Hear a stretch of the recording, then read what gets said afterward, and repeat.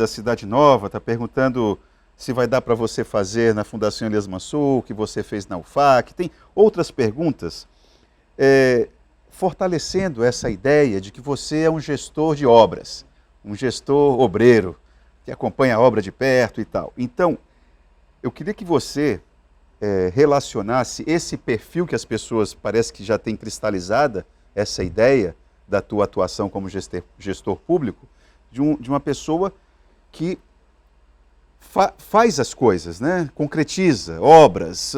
Você colocou a UFAC cheia de flores, etc. e tal. Tudo bem, isso é um perfil. Agora, você disse no bloco anterior que de nada isso adianta se você não tiver esse espaço ocupado, não é? Com o público e com arte sendo produzida. Agora, tem uma ideia que eu queria que você... Como é que você pensa isso? Que é essa ideia de economia criativa, como é que esses espaços que você pretende, esses 37 espaços que você pretende reestruturar, como é que a ideia de economia criativa pode estar ali? Porque a gente pensa política cultural como se fosse assim, olha, o que o Minouro vai trazer nas artes plásticas, no teatro, na música, mas a cultura também tem outra pegada, para usar uma palavra aí da rapaziada, né? E aí, o que você diria? A gente cuidar dos espaços é muito importante. Né? Quando eu assumi a universidade, eu falei, eu quero ver que porque as pessoas muitas vezes iam para a universidade principalmente porque tem que estudar e tem que trabalhar. Então, é como se fosse assim uma obrigação, uma necessidade. Mas eu queria também que as pessoas fossem para passear, para conhecer. Eu queria que o funcionário antigo e atual pudesse dizer, essa instituição que eu trabalho, eu tenho orgulho de trabalhar. Como ela é bonita, como ela é bem cuidada, por isso que é zelo. Então eu priorizei isso, não pelo espaço em si, porque naquele espaço são pessoas que vão estar ali, ser humano. Então, mais importante do que construções, só são importantes porque é para as pessoas. Então eu vou, juntamente com a minha equipe, continuar cuidando, né? Eu quero ver aquele teatrão ali, que é funcionando.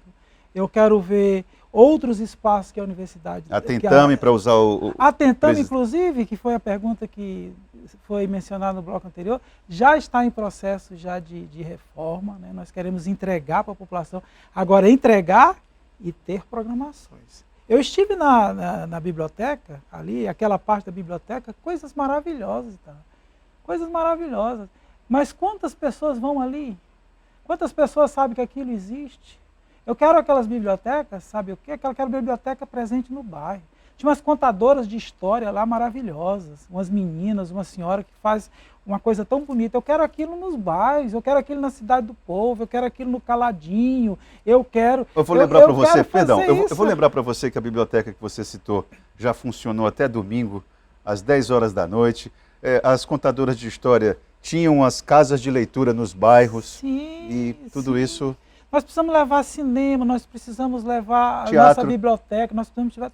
A gente não pode esperar que essas pessoas venham. E se essas pessoas vierem, nós temos que muitas vezes, por que não ir buscar? Por que a gente não pode fazer isso até elas adquirirem gosto e depois virem com as suas próprias pernas? Mas nós precisamos fazer isso.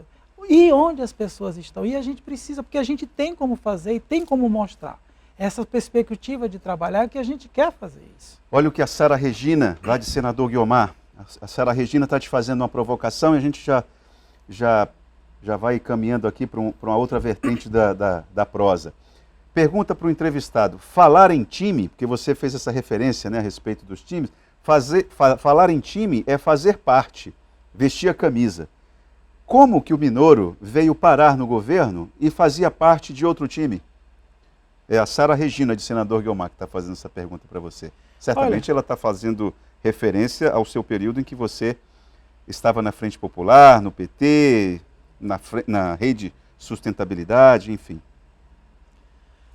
A gente passa por mudanças. Eu tenho princípios, sempre defendi os meus princípios. Eu sempre vi o serviço público como uma oportunidade de servir. Fui convidado e vi que poderia fazer um bom trabalho. E o trabalho que eu faço, participar de um time muitas vezes isso independe de cores partidárias, né? Eu quero fazer um trabalho voltado para a melhoria da cultura do nosso Estado. E eu vejo no nosso comandante, porque eu estou num time que tem como comandante o governador Gladys Cameli.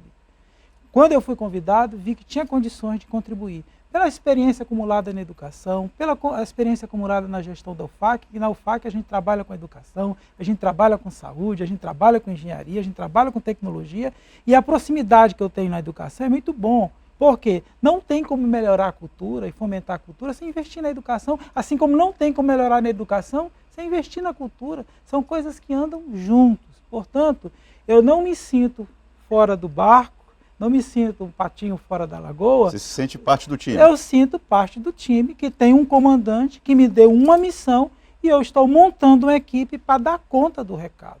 Porque o mais importante é o seguinte, é a população ter uma boa educação, uma boa escola, uma boa saúde, uma boa política de segurança pública, uma boa política cultural, independente de quem esteja comandando, porque os times passam, né?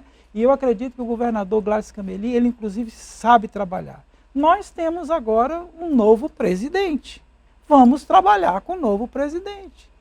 Queira, né? É isso que é importante, para que a população seja a principal beneficiada. Se o comandante Gladson Cameli determinar, que ele gosta de determinar, que você seja vice na chapa de Socorro Nery, você aceita? Nós vamos avaliar, né? Porque o meu foco hoje, e as pessoas às vezes até ficam dizendo, Minoro, tu vai ser candidato a prefeito, não sei, que é até normal, porque eu fui o segundo mais votado para deputado federal aqui em Rio Branco. O segundo mais votado, então. Eu fiquei apenas 3 mil votos da pessoa, então é normal que as pessoas perguntem, tu vai ser candidato? Claro, tem um capital político aí que precisa... Tu vai ser candidato? Olha, eu estou num time que tem um comandante. O meu foco principal é cumprir a missão, que é fomentar a cultura, que é melhorar, que é dar a minha contribuição, assim como o presidente que estava lá deu a contribuição. E eu vou, assim como na UFAC, vou lutar com todas as minhas forças, dia e noite, noite e dia, final de semana e feriado, para cumprir essa missão. Lá na frente, caso o nosso comandante nos chame para uma nova missão, nós vamos analisar, pensar, avaliar e tomar essa decisão. Podemos sim, mas isso ainda tem muito tempo, muitas águas ainda vão rolar. O meu foco hoje é fazer um bom trabalho à frente da Fundação de Cultura Zalia Mansur. Substituir o Correinha, que é seu colega de partido, presidente, né, da sigla, e te constrange de certa maneira, não? Não, porque as coisas... Porque o clima no PSDB... Isso faz parte da vida. Eu era reitor, não sou mais. Você ter cargo, você estar, isso é passageiro. Eu aprendi 2 coisas. A não se apegar em cargo, porque hoje você está, amanhã não você está. E também, assim, não ficar esperando muito ter o reconhecimento do trabalho. Todo mundo gosta que alguém diga assim, nossa, você fez um bom trabalho. Mas às vezes não chega. E se você não falar isso, você vai o quê? Vai se frustrar? Vai se jogar da ponte? Não. Você vai ter a consciência limpa que você fez um bom trabalho, tentou fazer o melhor que você podia e a vida toca. Então, assim, eu tenho muito respeito, né, pelo trabalho que ele fez, ele deixou a contribuição dele e eu vou deixar a minha, com a minha equipe, vou lutar para deixar uma contribuição. E é isso que eu vou fazer. Boa tarde, me chamo Sidney Lins, sou fazedor de cultura, quero dar boas-vindas ao novo secretário Minoro e desejar uma excelente gestão, que seja com amor, carinho, a todos nós fazedores de cultura. Mais uma vez, Minoro, eu reforço, volto ao ponto de raciocínio relacionado ao trabalho do Conselho.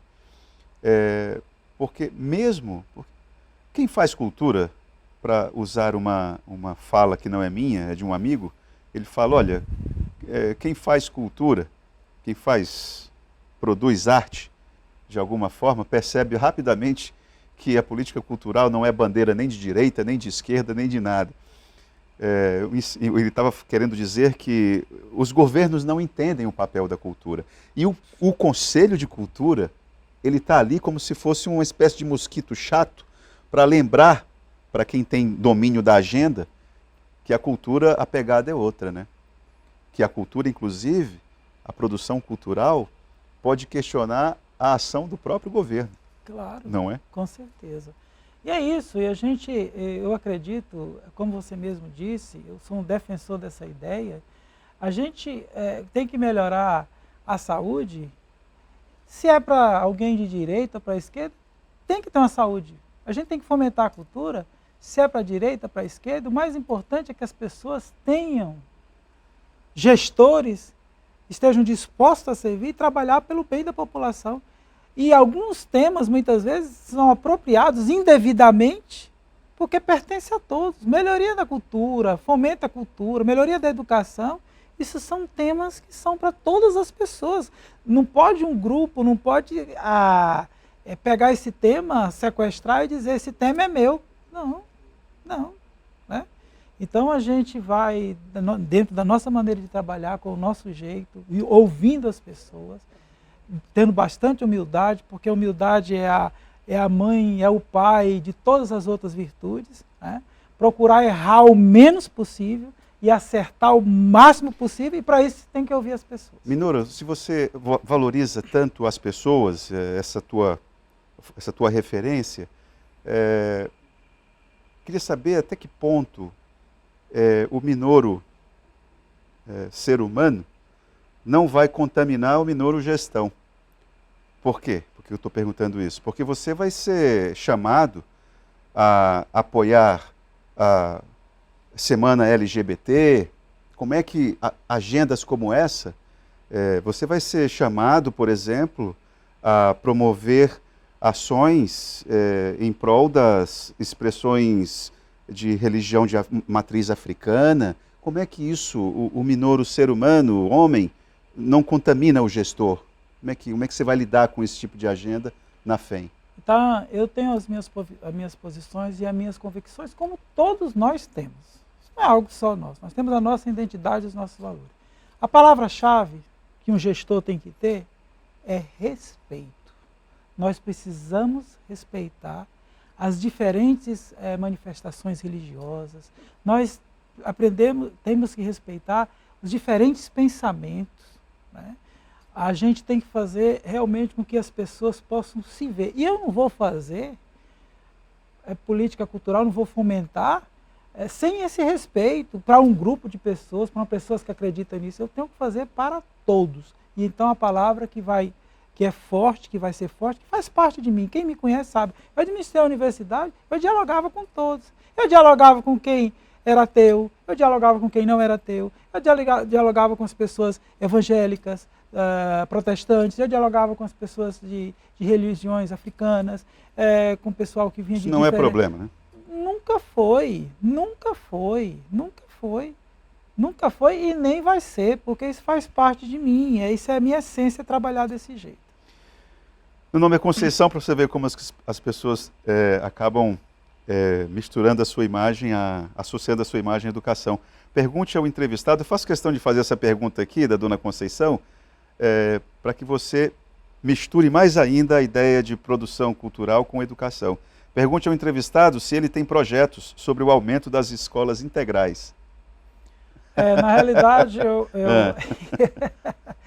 estou respondendo pela pasta de cultura, né? E reforço a ideia que não é possível você fortalecer a educação sem investir em cultura, como fortalecer a cultura sem investir em educação. Então isso é importante. Né?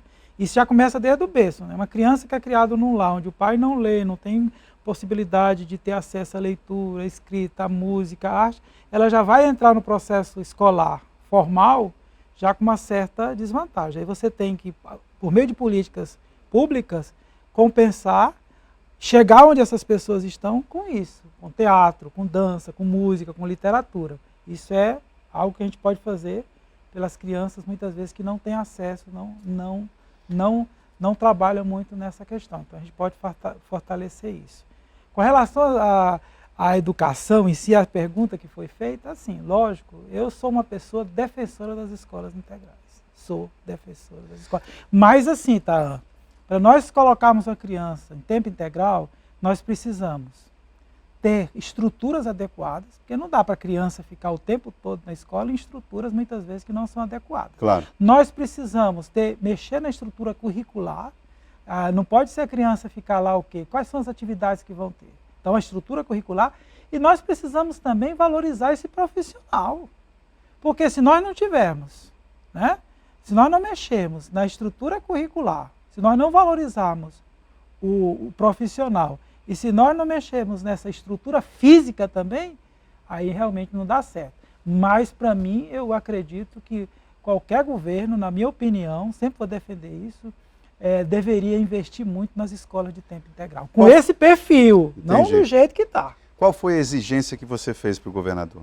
Além da questão de autonomia para montagem de equipe. Qual o tamanho da tua equipe, né? Isso é uma pergunta importante que você responda. E que exigência que você fez? Você deve ter colocado alguma condição. Uma das coisas que eu coloquei claramente é uma certa liberdade para montar o meu time. Certo, né? A questão da autonomia. Eu não falo eu não gosto de falar nem em grupo, nem em equipe, porque isso ficou tão pejorativo, né? Eu gosto de falar em time. Certo. Né? Porque a gente sabe. O mesmo que a Sara aqui questionou, né? A Argentina foi campeã.